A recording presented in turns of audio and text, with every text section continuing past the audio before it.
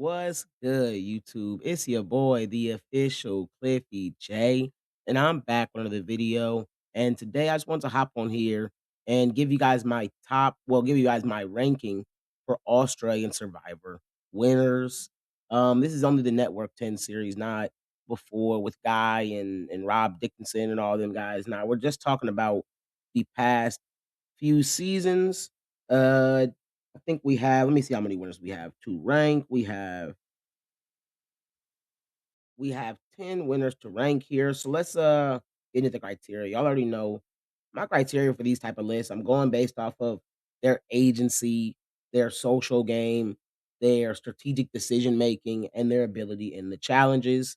With Survivor, I do lean a little bit more towards agency than with a game like Big Brother because it seems like players lean and tend to make the more strategically savvy move and not as much moves based on alliances as much as whether a game like Big Brother, probably because they're all living together in a house and it's a longer game, people aren't as inclined to make the best strategic decision, more make the one that's going to make the game easier on a day-to-day basis.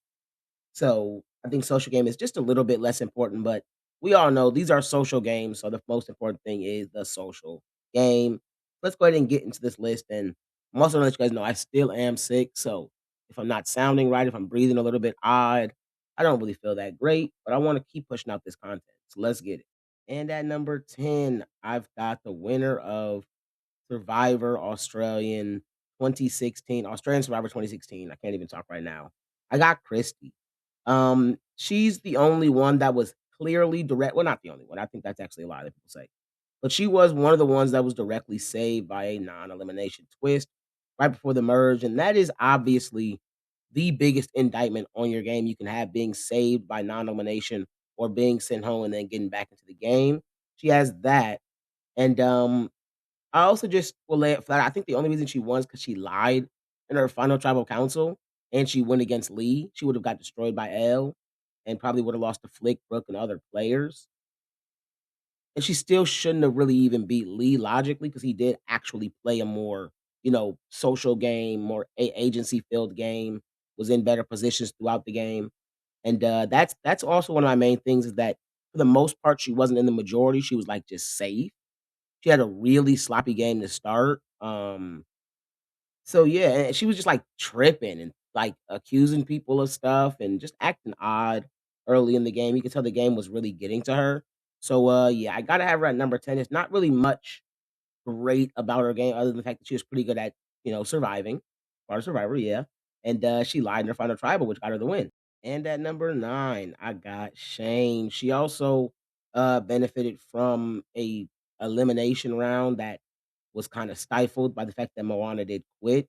She was likely going to be getting voted out that time, but she had an idol, which I have to give her credit for. And she was also better in the competitions, seemed like, even though she was old. No, but no, yeah, no, I just think that she mainly won because Sharon choked in her final tribal and gave a terrible final tribal. I just think that I think her game is a little bit more consistent than someone like Christy, but they're pretty much in line with each other. Never really in the majority. Didn't make great decision making, but I just prefer her decision making throughout the game and the fact that she was alongside Sean and some of her manipulation and things like that. So I will give her a little bit more credit there, but they're both in the lowest tier of winners that you possibly can have. And at number 8, I've got the winner of Brain versus Brawn 2, my guy Miles. There's points where he had more agency than the other two, but it's very similar in terms of the fact that he wasn't making the greatest decision making, and he did lack that agency. People kind of disliked him at points on the island. He did have win equity. That's partly because he was playing that underdog game and things like that. And, he was, like, consistently outplayed by players like Kalen and AJ, and, that definitely is an indictment to his overall ability in the game, on top of the fact that he did have to win immunities and was saved by Twist to survive in the game longer than he probably should have, and in a lot of seasons, he probably wouldn't have survived as long as he did. It's not really much that I can say that was great strategically about his game. I just liked the way that he played because it was exciting. Like, you can put him, like, in the top tier of exciting players, but his gameplay really wasn't good. It was sloppy. He had bad decision making. He never really had much agency, and when he did, it wasn't the best decision to be made. So I can't really put Miles that high, but I honestly think he's a better player than his actual game that he played, even though I don't know if he's the greatest player either. And at number 7, um, got Haley. And we all know how much I love Haley. She is my favorite player in the history of Australian Survivor, one of my top 5 favorite players in the history of Survivor in general, like, maybe even number 2. So I love Jeremy, but I literally might have Brett too. I love Haley. I think she's an exciting player. I think she's a very good player. She's much better than this ranking. I just can't look past her being voted out at, like, the real, like, first vote of the merge unanimously, and I'll give her credit for getting back into the game, and that's why she is this high. Usually, I would put the person that was voted out of the game all the way at the bottom of the list, but she played a dominant game up to that point, so many impressive maneuvers, saving George and things like that, but and just running the game, like, she had control essentially the whole time, not every single vote specifically, but she was greatly positioned and stuff like that, and I will even say one of the main reasons why she was even in that position that she was to try to throw George under the bus to begin with is because Vaden was sent home by one of the dumbest twists ever, letting one person get the sole vote, but she also should have voted Danny out earlier in the game when she split the vote on Danny, but at the end of the day, she got back in the game and was able to maintain that dominance, and that's what I gotta give her credit for. That's why she's clearly over the other people, and I could also see her being much higher on the list, depending on how you look at it, because most Australian Survivor winners benefited from twists. None of them have, like, like, almost flawless game, you know? None of them have a nearly flawless game, whereas in US Survivor, you see more flawless games because there isn't as many twists that are gonna, like, greatly affect the player's position and stuff like that with Australian Survivor. And I know these are punches that you gotta roll with, so I'm not gonna put her all the way at the bottom. And at number 6, I've got Liz, the winner of HBV. And she was essentially always in the majority, very close to Shawnee, very close to George. And my only real criticism of her is the fact that she benefited from it being a final three as much as she did, because had it been a final two, there's no way that they take her all the way to the end, because they would have been willing to duke it out with George in final three because they knew he wasn't good in competitions and they knew she was very good in competitions. But overall, the gameplay that her and Shawnee had displayed throughout majority of the game is the reason I got them this high. I don't think she was as benefited by twists as other players that are below her. I think that Haley obviously played a more dominant game, but I like the gameplay that we got from Liz a little bit more. I think it's actually better for the game of Survivor, especially a game like Australian Survivor. It's gonna actually have more, like, it's gonna give you more opportunity to make it deeper in the game and not be such a big threat. Because Australian Survivor is so long, being a big threat, being a dominant player is extremely dangerous, and I think Liz theoretically had better threat management. I just don't know if she was as much of an actual threat as someone like Haley, so I don't really know. I think these are very interchangeable, but I'm gonna lean towards Liz because of the consistency of her game and the fact that she wasn't voted out and didn't have to get back due to that type of thing, so yeah. And at number 5, I got Pia, and, like, Pia's a very polarizing player, I feel like. I feel like you have people that rank her all the way at the bottom and say she didn't do anything, which I think is blasphemous, but you also have people that put her at the top. I've seen that, which is really weird because she didn't do enough to be anywhere near the top. I think she's really the definition of middle of the road for an Australian Survivor winner. I give her credit for being a majority, literally majority of the game. She was the driving force behind the debut, and she purposely played the background, sitting behind more dominant players, but also, sprinkling in her little bit of influence, which I think people have to give her credit for. And I think that's what's so impressive about her game. What holds me back from having her higher is obviously the final 5 round.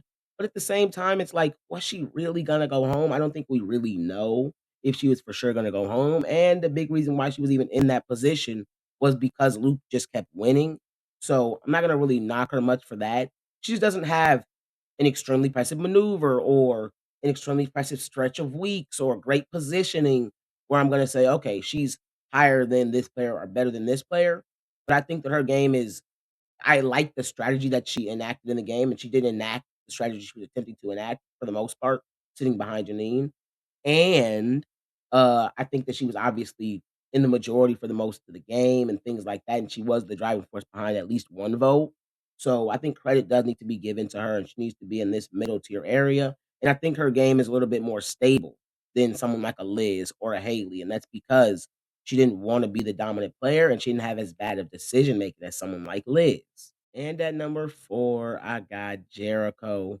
And it very similar to Pia. I just kind of prefer his activity. He played alongside the big players, and he was even more well positioned, especially if we just look at his relationship with Luke and Sarah. They even went to the final three of a tribe together. And he was able to also pull off the insane 3-2-2-2 move. And still surviving after that, even when Luke and Sarah were essentially sniped out because of that, shows his elite threat management. And he also went to the end with relative win equity. So it's not like he wasn't a threat. What he did was make sure he was so liked and so underestimated and so well positioned that I just think I have to give him a lot of credit for his game. I don't really have many gripes there. I just think that the players that are ahead of him played more dominant games and were more not just like sitting behind players, which I think that's a very impressive strategy, but that's what happened, and you have to give someone that was the out in front one and was able to maintain that more credit, in my opinion. And at number 3, I got Ferris. He was kinda in and out of the majority, but for the most part, he obviously was in the majority in a relatively dominant position alongside Kirby, especially at the merge. And I do think that him consistently trusting Kirby is honestly something like a gripe in his game, but Kirby obviously ends up getting the brunt of that, trusting him, getting herself sent home. So, obviously, he wins in that overall, and that proves that he is the best player of the cast, of course, and played the best game of the cast, of course. And you have moves like Valeria going home because he wanted Raymond to make that happen. And it's a lot good about his game. He was also like the leader of his alliance. And even when players like Eileen were sent home, it wasn't to get him out of the game. It was literally to weaken his position, which that is a net negative for his game, but it's also a net positive, the fact that people still wanted such a dominant player in the game. Um, my main thing obviously is what I've said. It's also the fact that the 2 players I have ahead of him were more dominant. He obviously had very good agency in the game, and his threat management was solid. That's why, even though he was such a big threat, he consistently was able to survive rounds, probably because he had an idol also. But at the end of the day, these other players had a similarly high threat level, if not a higher threat level, but controlled more votes directly and didn't actually have a player on the season that was just as, if not more dominant than them. And you could argue that, no, I mean, it seems pretty clear. For majority of the game, Kirby was a more dominant, consistent player than Ferris. So I gotta give him that credit in being an elite player and playing an elite game. This is literally a borderline dominant game.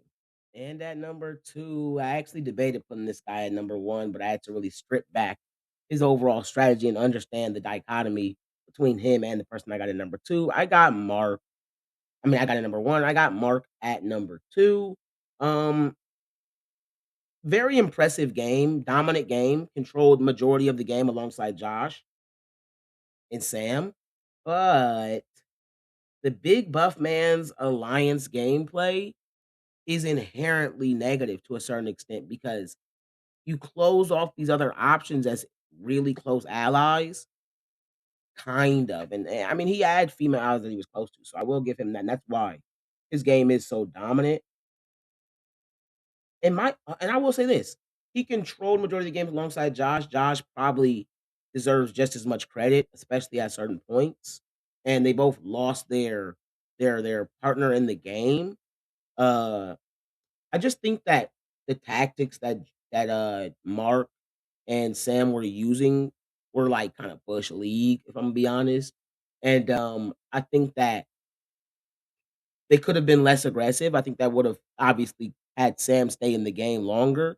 It was their fault that she got sent home based off their gameplay, and also the fact that people were doing stuff to weaken Mark too, which I just don't like. I think that people were doing stuff to weaken you. That's not good gameplay then because people don't really rock with you as much as they say they do, because if people wasn't scared of you and your threat management was better, they wouldn't try to weaken you and take your idol and things like that. At the end of the day, bro did dominate. Not bro, but at the end of the day, the guy did dominate.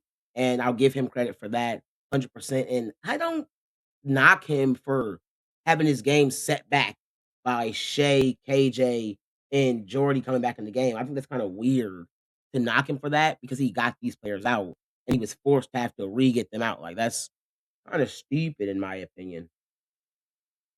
And at number one, I've got David, the winner of Survivor Australian All Stars. Um, I could have him below Mark, and in a weird world, I kind of have him below Ferris, but he played the most dominant game. He played the most impressively strategic game. A lot of his maneuvers were overplaying, but for the most part, they were actually good moves. Um, I don't really have many gripes with him other than the fact that edit overglazed him and made him seem like he was better positioned than he was in the pre-merge. But I actually give him credit for flipping on that initial alliance because truth be told, they never probably really had his best interest in mind because they knew at all the running around he was doing and stuff like that. So he's probably always going to get sniped out by them before the end. He went with the alliance that actually was going to take him to the end in Moana's alliance. And that's my only thing actually, is that wasn't his, that was Moana's alliance, you feel me? And I think Moana obviously deserves a lot of credit, and I think that Moana kinda gets a bad end of the stick. I wasn't on the island, maybe her social game was terrible, but I think she played a very good game, and people down her and stuff like that, even though I'd argue that her, Sharn, and David all played relatively, like, dominant games around the same level and stuff like that, but hey, everyone got their own opinion, everyone looks at stuff differently. David is the golden god, we already know that. So yeah, I got David at number 1, not a surprise. I think we all have David at 1 unless we're just saying stuff like Pia at 1. Like, bro, you're weird. If you have Pia at 1, stop talking about the show, bro. Especially if you're going based off of gameplay. Please stop the jokes, bro. Even having Haley at 1 is kind of crazy. Unless we're talking about just ability as a player, then I can kind of get it. But if we're talking about their winning game, that's just crazy, bro. It's crazy. And that is the end of today's video, guys. Make sure you like, comment, and subscribe. Push the notification bell so you can be notified every time I drop a new lit banger. And I'm gonna try to push out some more Big Brother content, probably BB Can content this excuse me, before this next season of Australian Survivor and Survivor 50 comes out. So have a little bit of time. I'm gonna try to push that out. I also want to drop another player ranking for Survivor 50. I want to drop a cast reaction for Survivor Australia and a player ranking, preseason player ranking for Survivor Australia, maybe, and really get into the weeds and understand this Survivor before these seasons come out, man. So that's what we gonna do. Peace.